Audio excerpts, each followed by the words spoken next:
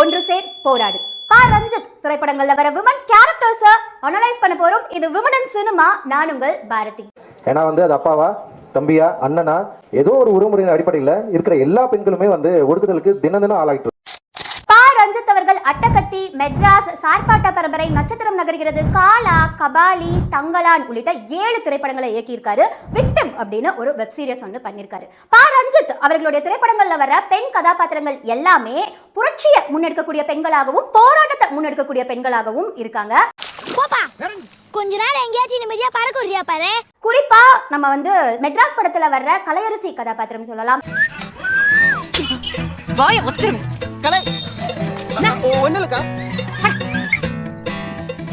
சாமி இல்லாம பிறந்துட்டியா நீ? மெட்ராஸ் திரைப்படத்தை எடுத்துக்கிட்டோம்னா இதுல 3 முக்கிய பெண் கதாபாத்திரங்கள் இருக்காங்க. கலையரசி கதாபாத்திரம், மேரி கதாபாத்திரம், காளியோடைய அம்மா கதாபாத்திரம். கலையரசி கதாபாத்திரத்தை எடுத்துக்கிட்டோம் அப்படின்னா ஹவுசிங் போர்டுல வசிக்கக்கூடிய ஒரு பெண், புரட்சிக்காகவும் போராட்டத்திலையும் அதிகமா பங்கேற்கக்கூடிய ஒரு பெண் கதாபாத்திரமா இருக்கு. அதே மாதிரி மேரி கதாபாத்திரத்தை நம்ம எடுத்துக்கிட்டோம்னா ஸ்டார்டிங்ல டிபிக்கல் ஹவுஸ் வைஃபா இருக்கிற அந்த கேரக்டர் ஆர்க். எதுக்கு நாக்க கடிக்கிற? நீ சம்பாதிக்கிற, சாப்பிடுற, இந்த கட்சியா சோறு போட போகுது.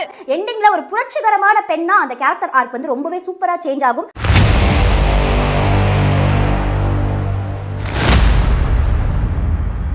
காளியோடைய அம்மா கதாபாத்திரத்தை நம்ம எடுத்துக்கிட்டோம் அப்படின்னா எல்லா படங்கள்லயுமே ஒரு ஆண் எடுக்கிறது தான் முடிவு, குறிப்பா ஒரு வீட்டுல. ஆனா இந்த படத்துல அவங்க அம்மா எடுக்கிறது தான் முடிவு அப்படிங்கிற மாதிரியான அந்த கேரக்டர் ஸ்கெட்ச் ரொம்பவே அழகா அமைஞ்சிருக்கும். இந்த படத்துல டௌரிய பத்தின ஒரு சீன் இருக்கும். ஊர் மக்கள் எல்லாருமே கூடி உட்கார்ந்துட்டு பையனுக்கு எவ்வளவு பவுன் போடுவீங்க, பொண்ணுக்கு எவ்வளவு போடுவீங்க அப்படிங்கிற மாதிரி காமெடியா எல்லாரும் பேசி சிரிச்சிட்டு இருப்பாங்க. அப்போ காளி அவங்களுடைய அம்மா என் மருமகளே தங்கம் மாதிரி இருக்கா, எங்களுக்கு இருக்கு தங்கம், அவங்களுக்கு என்ன இஷ்டமோ அதே பண்ணிட்டோம். இந்த வசனத்தை காளி பேசியிருந்தாலோ இல்ல காளி அவங்க அப்பா பேசியிருந்தாலோ அது பெரிய விஷயமாவே இருக்காது. ஆனா அந்த வசனத்தை அந்த காளி அவங்களுடைய அம்மா பேசினாங்க இல்லையா, ஒரு பெண் டௌரிக்கு எதிரா பேசுறாங்க. அந்த கருத்தை அந்த இடத்துல பதிவு பண்ணது ரொம்பவே சிறப்பு. காலா படத்துல ஜகீரா கதாபாத்திரத்தை எடுத்துக்கிட்டோம் அப்படின்னா அந்த கேரக்டர் ஸ்கெட்ச் ஆணும் பெண்ணும் சமம் அப்படிங்கறத அடிக்கடி சொல்லக்கூடிய ஒரு கேரக்டரா இருக்கும் மறைமுகமா. அது எப்படின்னு பாத்தீங்கன்னா, காலாவை என்ன மிஸ்டர் கரிகாலன் அப்படின்னு கூப்பிட்டுக்கிட்டே இருப்பாங்க. அந்த டயலாக் நமக்கு மறைமுகமா ஒரு ஆணும் பெண்ணும் சமம் அப்படிங்கறத நமக்கு உணர்த்திக்கிட்டே இருக்கும். இந்த திட்டத்தை எப்படி இம்ப்ளிமெண்ட் பண்றதுன்னு எனக்கு தெரியும் மிஸ்டர் காலா. அதே மாதிரி ஜகீரா ஒரு பொலிட்டிக்கல் ஸ்டாண்ட் ஒன்று எடுத்திருப்பாங்க. அதாவது அந்த நிலத்துக்காக போராடுற அந்த மக்களுக்கு எதிரா அந்த பொலிட்டிக்கல் ஸ்டாண்ட் இருக்கும். அது அவங்களுக்கு புரியாது ஸ்டார்டிங்ல, அப்படிதான் அந்த கேரக்டர் ஸ்கெட்ச் இருக்கும். ஆனா ஒரு கட்டத்துல அந்த கேரக்டர் ஏன் இப்படி இருக்கு அப்படிங்கறத அனலைஸ் பண்ணுது, அதை ஃபிகர் அவுட் பண்ணுது. கடைசியில ரவிதாத்தா அவர்கள் கிட்ட போய் எல்லாரையும் காலில் விலக வச்சு பழகாதீங்க, கை கொடுத்து பழகுங்க அப்படின்னு சொல்லக்கூடிய ஒரு கதாபாத்திரமா ஜகீரா அவர்களுடைய கதாபாத்திரம் ரொம்பவே ஸ்ட்ராங்கா அந்த இடத்துல இருக்கும். அதே மாதிரி ஜகீரா அவங்க ஒரு பயங்கரமான இண்டிபெண்டன்ட் விமன் கேரக்டர் அப்படின்னா, செல்வி கதாபாத்திரத்தை எடுத்துக்கிட்டோம்னா ஒரு டிபிக்கல் ஹவுஸ் வைஃப் கேரக்டர் தான் அவங்களும். ஆனா அந்த வீட்டையே நிர்வகிக்கக்கூடிய ஒரு கதாபாத்திரமா இருக்கும். அந்த வீட்ல முக்கியமான டெசிஷன்ஸ் எடுக்கக்கூடிய ஒரு கதாபாத்திரமா செல்வி கதாபாத்திரம் இருக்கும். காலா அவர்களை கண்ட்ரோல் பண்ணுவாங்க அவங்க. அண்ட் அதே மாதிரி காலாக்கு ஜகீரா மேல ஒரு லவ் அப்படிங்கிறது ஒன்னு இருக்கும். அது செல்விக்கும் தெரியும். அந்த இடத்துல அவங்களுடைய அண்டர்ஸ்டாண்டிங் ரொம்பவே சூப்பரா இருக்கும். பரவாயில்ல சொல்லு, எதையும் தாங்கு எதையும் தான் அது. I love you. நீ அந்த பொண்ணு போய் லவ் பண்ண போறியா? சரி, ஐயோ நீ அந்த பொண்ணு போய் லவ் பண்ணிட்டியா அப்படின்னு ஒரு மூலையில உட்கார்ந்து அந்த கதாபாத்திரம் அழுகாம, தப்படிக்கிற பெருமா இல்ல, கிறுக்கி பிடிச்ச மேலைக்கு பின்னாடியே சுத்திட்டு கிடந்தான். எனக்கு இஷ்டம் தான், ஆனா நீ தான் காட்டிட்டு வந்துட்டீங்க. இந்த பாரு, டிக்கெட் போடு, நானும் ஒரு 8 போய் பார்த்து பேசிட்டு வந்துடுறேன் அப்படின்னு சொல்லக்கூடிய ஒரு கதாபாத்திரமா, ஒரு தைரியமான ஒரு கதாபாத்திரமா செல்வி அவர்களுடைய கதாபாத்திரம் இருக்கும். நில உரிமை போராட்டத்தை முன்னெடுக்கக்கூடிய ஒரு பெண் கதாபாத்திரமான புயல் அவர்களுடைய கேரக்டர் ஸ்கெட்ச் பத்தி நம்ம பேசணும் அப்படின்னா இதுக்கு ஒரே ஒரு சீன் மட்டும் போதுங்க. ஒரு கலவரம் ஒன்று நடந்துட்டு இருக்கும். அந்த கலவரத்துல புயல் பயங்கரமா எல்லாத்துக்கும் சண்டை போட்டுட்டு இருப்பாங்க. அப்ப போலீஸ்காரங்க அங்க புயலோடைய ஃபேண்ட்டை கழட்டிடுவாங்க. அப்ப அந்த பொண்ணு என்ன பண்ணும்னா, எனக்கு ட்ரெஸ் தான் முக்கியம் அப்படின்னு சொல்லிட்டு போய் ட்ரெஸ்ஸை எடுக்காம அங்க பக்கத்துல ஒரு கட்டை இருக்கும், அந்த கட்டையை போய் எடுத்து நிற்கும். அது மிகப்பெரிய புரட்சி. இதுல என்ன பெருசா புரட்சி இருக்கு அப்படின்னு நிறைய பேருக்கு இங்க கேள்வியும் இருக்கும், சந்தேகமும் இருக்கும். இதுக்கு உதாரணமா நான் 2 படங்கள் மட்டும் சொல்றேன். இப்போ இந்தியன் படத்துல பாத்தீங்கன்னா ஒரு பிளாஷ்பேக் வரும். அந்த பிளாஷ்பேக்ல சுகன்யா இன்னும் கொஞ்சம் பெண்கள் இவங்க எல்லாரும் சேர்ந்து சுதந்திரத்துக்காக போராடிட்டு இருப்பாங்க. அப்போ வெள்ளக்காரங்க அவங்களுடைய ட்ரெஸ் எல்லாத்தையும் உருவிடுவாங்க. உடனே அங்க இருக்கிற நிறைய பெண்கள் கீழே விழுந்து தற்கொலை பண்ணிக்குவாங்க. அதே மாதிரி சுகன்யா என்ன பண்ணுவாங்கன்னா ஒரு கல்லுக்கு பின்னாடி போய் ஒளிஞ்சுக்குவாங்க, என்னோட மானம் போச்சு அப்படின்னு சொல்லிட்டு. அப்போ கமல்ஹாசன் அங்க உனக்கு மானம் எல்லாம் போகல, நான் உனக்கு வாழ்க்கை கொடுக்குறேன், நான் உன்னை கல்யாணம் பண்ணிக்கிறேன் அப்படின்னு அந்த சட்டையை உருவி அந்த இடத்துல கொடுப்பாரு. உடனே சுகன்யா அதை போட்டுட்டு என்னுடைய வாழ்க்கையை காப்பாத்தின தெய்வமே அப்படிங்கிற மாதிரியான அந்த சீன்ஸ் எல்லாம் இருக்கும். அதே மாதிரி திமிரு படத்தை நம்ம எடுத்துக்கிட்டோம் அப்படின்னா அங்க வந்து ரொம்பவே போல்டா இருக்கக்கூடிய ஒரு நெகட்டிவ் உமன் கேரக்டர் ஒன்று இருக்கும். அவங்க வந்து ஒரு சீன்ல பேசிட்டு இருக்கும்போது விஷால் அவர்கள் என்ன பண்ணுவாங்கன்னா அவங்களுடைய தாவணியை வந்து இப்படி உருவிடுவாங்க. உடனே அந்த பொண்ணு ஐயோ அப்படின்னு சொல்லிடும்.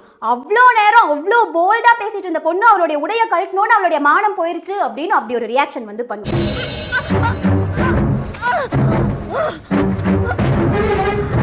அது எல்லாத்தையுமே உடைக்கிற மாதிரி புயலோடைய கதாபாத்திரம் இந்த இடத்துல இருக்கு. Dress வெறும் Dress மட்டும்தான் அப்படிங்கறத உடைச்ச புயல் கதாபாத்திரம் பா ரஞ்சித் அவர்கள் இயக்கிய திரைப்படங்கள்ல வர மொத்த பெண் கதாபாத்திரங்கள்லயே ஒரு சிறந்த கதாபாத்திரமா நான் புயல் கதாபாத்திரத்தை மட்டும்தான் சொல்லுவேன். ஏன்னா இந்த கதாபாத்திரம் ஒரு மிகப்பெரிய புரட்சி. இதெல்லாம் போராடுவோம் குடி குடிக்கதான் ஆயிருக்கு.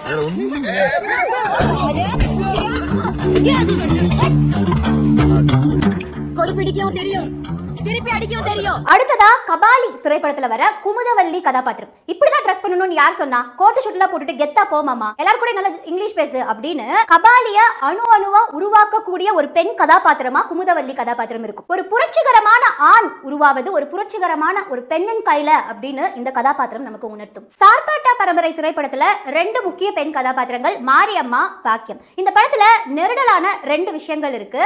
பாக்கியத்தை கபிலன் குடிச்சிட்டு வந்து அவங்க அம்மாவையே அடிக்கிற மாதிரியான காட்சிகள். அந்த மாதிரி அடிக்கிற மாதிரியான காட்சிகள் இல்லைன்னா கூட அந்த படம் நல்லா தான் இருந்திருக்கும். அண்ட் அதே மாதிரி மாரியம்மா கபிலனை மேரேஜ் பண்ணதுக்கு அப்புறமா கபிலன் என்னதான் பண்ணாலும் அதை எல்லாத்தையும் மாரியம்மா அட்ஜஸ்ட் பண்ணிக்கிட்டு வாழக்கூடிய ஒரு கேரக்டர் ஸ்கெட்சா மாரியம்மாவோடது இருக்கு. இது ரெண்டுமே ரொம்ப நெருடலான விஷயமா இருந்தாலும் நீங்க பாக்கியம் கதாபாத்திரத்தை எடுத்துக்கிட்டீங்கன்னா அந்த கதாபாத்திரம் ஒரு சீன்ல பேசக்கூடிய ஒரு டயலாக்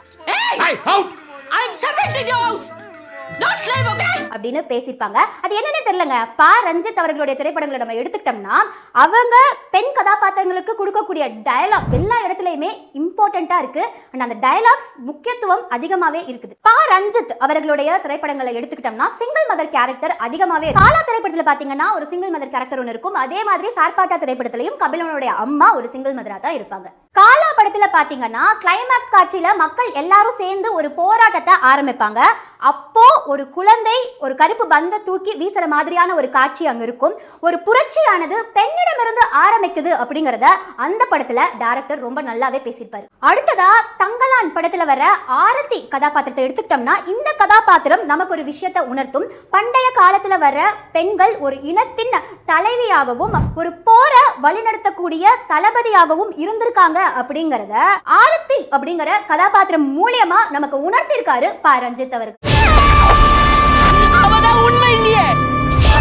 இறுதியா நட்சத்திரம் நகர்கிறது. இந்த திரைப்படத்தை பத்தி சொல்லணும்னா ரஞ்சித் அவர்கள் எடுத்த 7 திரைப்படத்திலையுமே இந்த படம் மட்டும்தான் ஒரு பெண்ணை மையமா வச்சு எடுக்கப்பட்ட திரைப்படம். இதுல குறிப்பா ரெனே கதாபாத்திரம் ரொம்பவே பியூட்டிஃபுல்லான கதாபாத்திரம். அதே மாதிரி ஒரு இண்டிபெண்டன்ட் உமன். அதுல ரெனே கதாபாத்திரத்தை பத்தி சொல்லணும்னா அவங்க சின்ன வயசுல கேஸ்னால ரொம்பவே பாதிக்கப்பட்டிருப்பாங்க. சோ அந்த இடத்துல இருந்து தன்னை பிரேக் பண்ணிட்டு நான் இப்படித்தான் இருப்பேன், என்னுடைய கேரக்டர் இப்படிதான் இருக்கும் அப்படிங்கறத தெளிவா முடிவு பண்ணக்கூடிய ஒரு கதாபாத்திரமா ரெனே கதாபாத்திரம் இருக்கும். பீஃப் சாப்பிடுறீங்களா?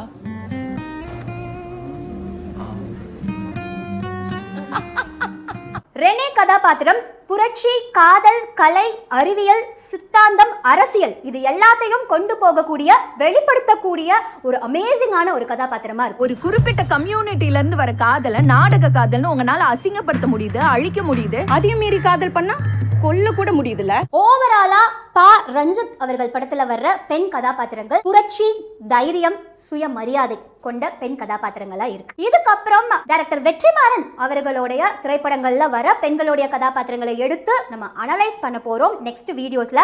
ஸோ வீடியோவை பார்க்கணும்னா மறக்காம சேனலை சப்ஸ்கிரைப் பண்ணுங்க.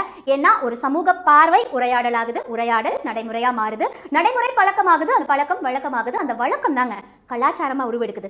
ஸோ சினிமாவில் நடக்கக்கூடிய இந்த மாற்றம் நிஜ வாழ்க்கையிலையும் மாற்றத்தை ஏற்படுத்தும். அந்த மாற்றத்துக்கு நீங்க எல்லாரும் சப்போர்ட் பண்ணுவீங்க அப்படிங்கிற நம்பிக்கையில உங்களிடமிருந்து விடைபெறும் நான் பாரதி.